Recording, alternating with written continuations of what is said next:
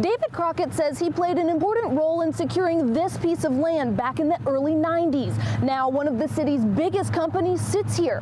He says he's back to finish more projects. David Crockett takes pride in the work he accomplished as a businessman sitting on the city council in the early 90s. We were fiery. The votes were 5-4. They were highly contested.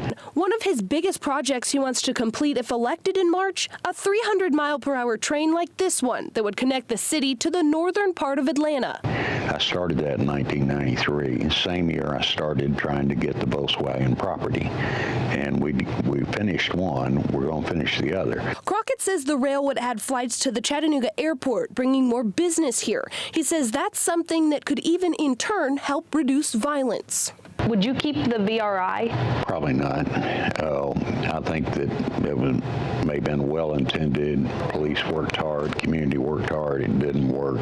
Instead, Crockett wants to divide the city into 500 subsections. I know how to do this from working at IBM. Each neighborhood, he says, will need plumbers, urban farmers, and other workers. So when we look at that little 40-acre subsection, we know who needs a job and we can get them a job. He says the crime Chattanooga is dealing with right now is a culture problem, and that can be changed with more job opportunities.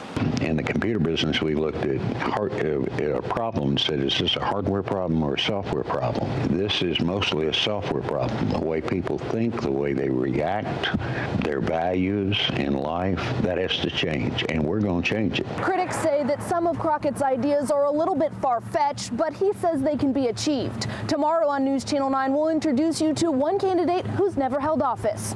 In Chattanooga, Hannah Lawrence, News Channel 9. Crockett filed his financial disclosure statement yesterday. It was late. The Election Commission says he missed both their January deadline and his self-imposed February deadline. You can see all of the mayoral candidates we have featured on our website at newschannel9.com. We have a special elections tab there.